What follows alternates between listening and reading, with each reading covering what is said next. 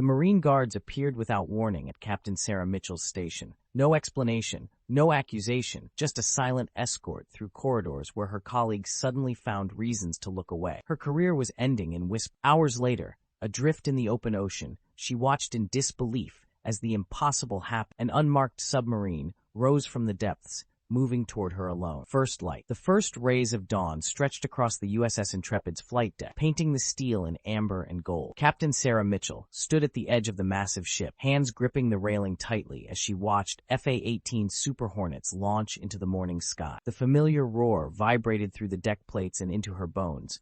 After 8 years, the sensation felt like home. The ocean stretched endlessly in every direction, the same boundless blue expanse that had defined her career. She took a deep breath, tasting the mix of jet fuel, salt air, and that indefinable scent of purpose that had guided her since Aberdeen. The ship cut through the Pacific, leaving a white wake trailing toward the horizon behind them. "Beautiful morning," remarked Master Chief Rodriguez, approaching with 2 steaming mugs. He handed one to Sarah, the heat seeping into her metal fingers, a reminder of the IED blast in Kandahar that had nearly ended her naval career before it truly began. "Every morning out here is beautiful, Master Chief," she replied, taking a sip of the bitter black coffee. "How's the new acoustic array performing?" "Like a dream, Commander. Your calibration settings picked up a pod of whales last night that the old system would have missed completely. Hell, they even detected what looked like a Japanese sub running silent about 40 miles northeast." Sarah paused. "Japanese? That's outside their usual patrol route." "That's what I thought, but your algorithms flagged it as a definite contact before it disappeared into the thermal layer." Sarah nodded in satisfaction. Her expertise in underwater acoustics had earned her this post, overseeing the battle group's submarine detection system. In a world where enemy subs grew quieter by the day, her algorithms had already identified threats that conventional sonar missed twice in the past month. The familiar crackle of the intercom cut through their conversation. "Captain Commander Mitchell, report to the captain's quarters immediately." Something in the tone twisted her stomach. This wasn't a routine summons. In 8 years of service, she'd learned to read the subtle variations in naval communication. This carried the weight of finality. "Duty calls," she said, handing her half-finished coffee back to Rodriguez. The Master Chief took it, his expression suddenly guarded. "Good luck, Commander." The comment struck her as odd, but there was no time to dwell on. As she made her way through the ship's corridors,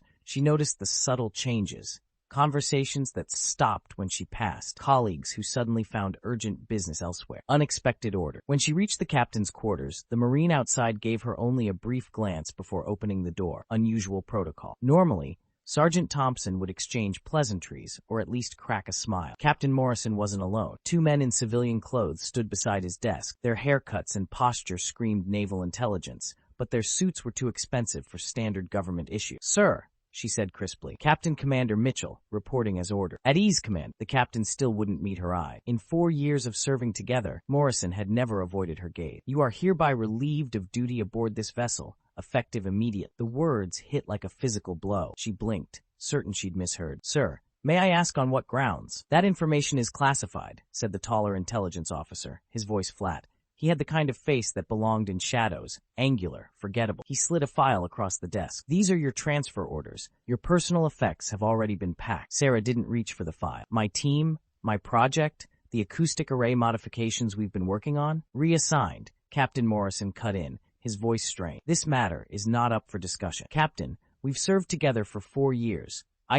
You deserve nothing, Commander," the second officer interrupted coldly. This one was shorter, stockier, with dead eyes that suggested he'd seen too much classified material. "This conversation is over." Captain Morrison flinched slightly but remained silent. Whatever was happening, it had been decided far above his pay grade. Sarah's mind raced. 3 days ago, she'd submitted her report on the anomalous acoustic signatures, the ones that didn't match any known submarine profile, signatures that moved too fast, too quietly, in patterns that suggested artificial intelligence. Silent departure. The Marine Guards reappeared, not in a restraining posture, but standing close enough to make it clear she was being escorted out. As they walked through the ship's corridors, Sarah caught glimpses of her team. Lieutenant Chen looked up from the sonar console, confusion and concern etched on his face. Petty Officer Williams started to approach, but the Marine's presence made him reconsider. "Sir," she said, addressing Morrison directly and ignoring the intelligence officer. "Did I do something wrong?" For a split second, the captain's professional mask slipped. Something like regret flashed across his face before vanishing. "Follow your orders, Commander. That's all I can say." As they reached the flight deck,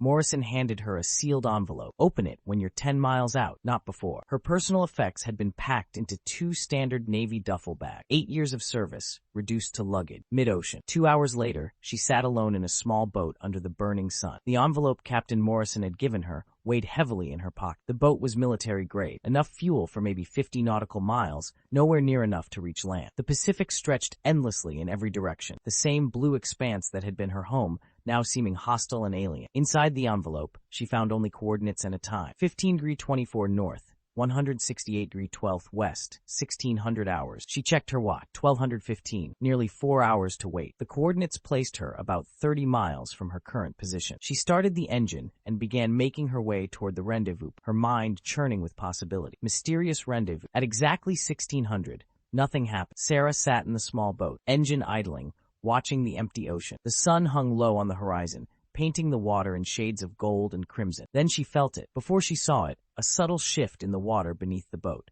Her years of acoustic training had taught her to feel vibrations that others missed. 200 yards away, the surface rippled. Bubbles rose.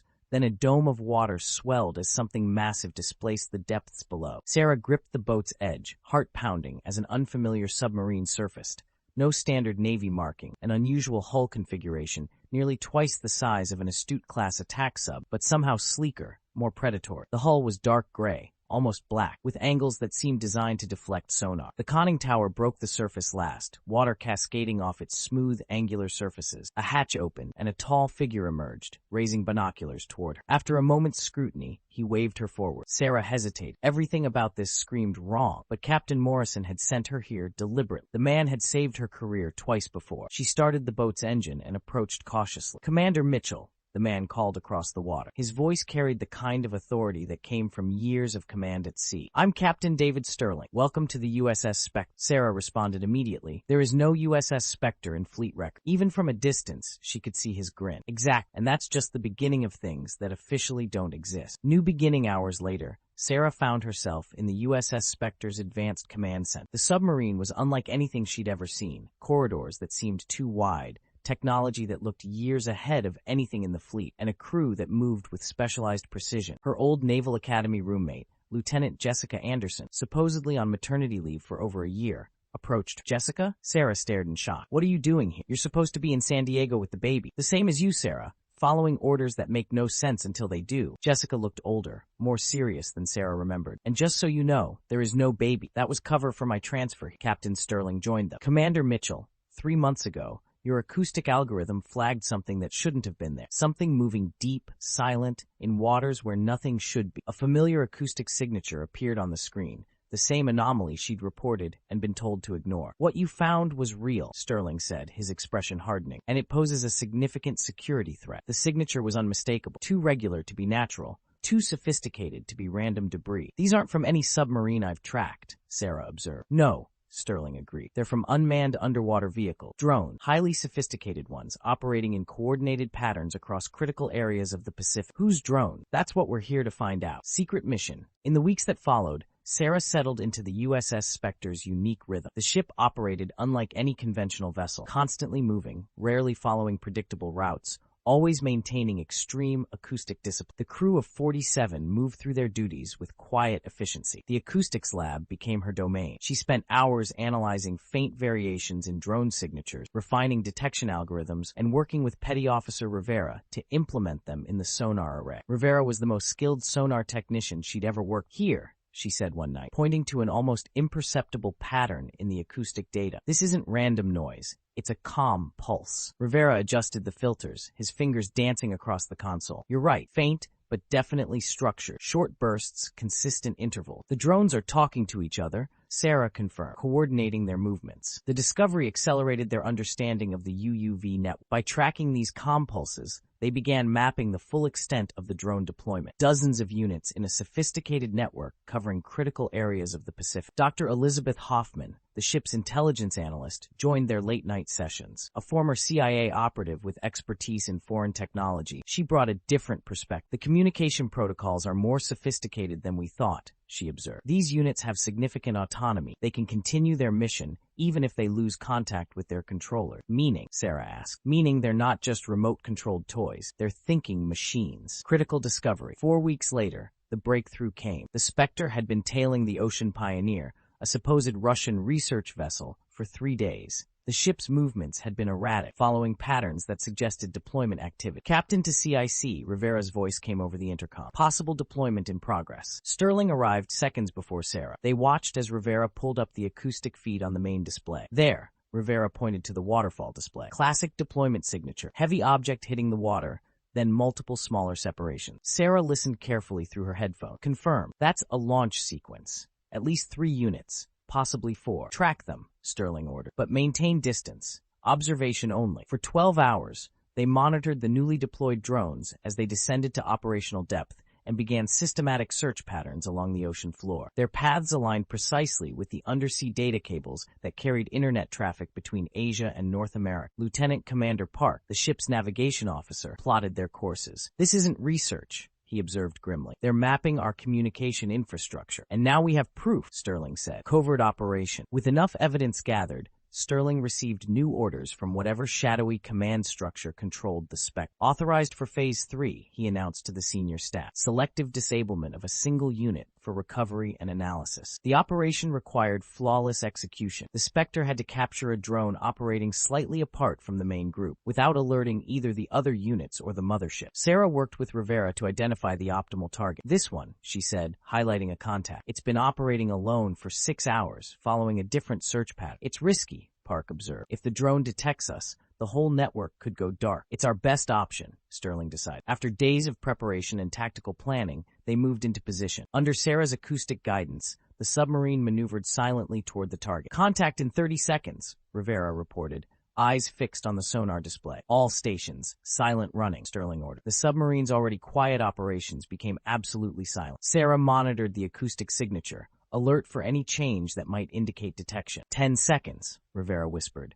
5, 4, 3, 2, 1. The capture arms deployed with mechanical precision, enveloping the drone in a specialized containment pod before it could send any alert signal. Target secured, Park reported. No alarm signals detected. Shocking discovery. The recovered drone proved even more technologically advanced than intelligence estimates had suggested. Dr. Hoffman led the analysis team, working around the clock to document its capabilities. This is beyond anything we expected, she reported after 48 hours. The drone contains both surveillance equipment and deployable packages designed to access data streams from the cables. The implications were staggering. If successful, the drones could potentially tap into enormous amounts of communication data, everything from military communications to civilian internet traffic. Definitive proof of hostile intent, Sterling concluded. But the analysis revealed something even more concerning. The drone's construction included components that couldn't be traced to any known manufacturer. The technology was at least 2 years ahead of anything in the U.S. inventory. We're not just dealing with foreign intelligence, Dr. Hoffman observed. We're dealing with a technological capability that exceeds our current understanding. Personal revelation. 3 weeks after the drone capture, Sarah found herself in the submarine's observation room during off-duty hours. The thick glass looked out into the perpetual darkness of the deep ocean. Captain Sterling found her there, as she somehow knew he would. Regrets? He asked. About leaving the Intrepid? No. About the circumstances. That's complicated. You were never really supposed to stay on the Intrepid, Sterling said quietly. Your acoustic discoveries made you too valuable for conventional assignment. Sarah turned to look at it. How long have you been watching me? Since your first anomaly report 18 months ago. The signatures you detected weren't random. They were part of a systematic operation we'd been tracking for over 2 years. And Morrison? Captain Morrison is a good man in an impossible situation. He was ordered to transfer you without explanation, knowing it would damage both your career and his relationship with his crew. Looking ahead, 5 months later, Sarah had fully integrated into the USS Spectre's unique culture. Her acoustic detection systems had identified 3 more drone networks operating in different sectors of the Pacific. The intelligence gathered had prompted policy changes at the highest level. During a rare quiet moment, she stood in the submarine's small observation room, staring through thick glass into the perpetual darkness of the deep ocean. Captain Sterling joined her. Command is pleased with our progress, he said. The evidence we've gathered has already prompted policy changes at the highest levels. But the public will never know, Sarah observed. No, they won't. That's the paradox of our service, Command. The more successful we are, the less recognition we receive. Sarah turned from the window. I'm not worried about recognition, but I do wonder about my future. Actually, Sterling said, I've been authorized to offer you a permanent position aboard the Spectre as my executive officer. The offer was both exhilarating and terrifying, a major career advancement, but also a deeper commitment to this shadow existence. There's something else, Sterling continued. We've been monitoring increased activity in the South China Sea. Similar signatures, but more sophisticated. Command wants to expand our operations. Final decision. A week later, Sarah made her choice. Standing in the observation room, staring into the endless dark, she gave Sterling her answer. I'll stay, she said, but on my terms. I'm listening. I want full access to all data on these drones. No compartmentalization. If I'm tracking them, I need to know everything we know about their capabilities and origins. Granted, with appropriate security protocol. And I want a seat at the strategic planning table. Not just technical execution, but genuine input into operational decisions. Reasonable. Finally, Sarah turned to face him direct. When this mission ends, and someday it will, I want assurance that this detour won't derail my career. I want to return to the regular fleet with appropriate recognition. You have my word, Sterling said. Everyone who serves on the Spectre receives proper recognition through classified channels if necessary. Sarah took a deep breath. Then consider me committed. I'm in. Welcome to the crew, Executive Officer Mitchell. Epilogue. The USS Spectre continued its silent patrol, its mission and crew invisible to the world above. Some battles are fought openly, with waving flags and gleaming medals, but the most critical conflicts unfold in silence and shadow, where victory means preventing war rather than winning it, where success means no one ever knows the threat exists. For Sarah Mitchell, the journey was just beginning. In the depths, aboard a submarine that didn't exist, hunting threats that officially weren't there, she had found her true calling. The acoustic signatures that had once been curiosities were now keys to understanding a new kind of warfare, one fought with information and stealth rather than torpedoes and missiles. 6 months later, as the Spectre patrolled the South China Sea, Sarah stood at her acoustic station, headphones on, listening to the ocean's subtle sound. The new drone signatures were more complex, more sophisticated, but her algorithms were adapting. Contact bearing 090, she reported. Multiple units, coordinated movement. Confirmed, Rivera responded. They're getting smarter. So are we, Sarah replied. The war in the depths continued, fought by people whose names would never appear in history books. But for Sarah Mitchell, there was no other place she'd rather be. Standing at the edge where security and vulnerability met, making the difference for the nation she'd sworn to protect.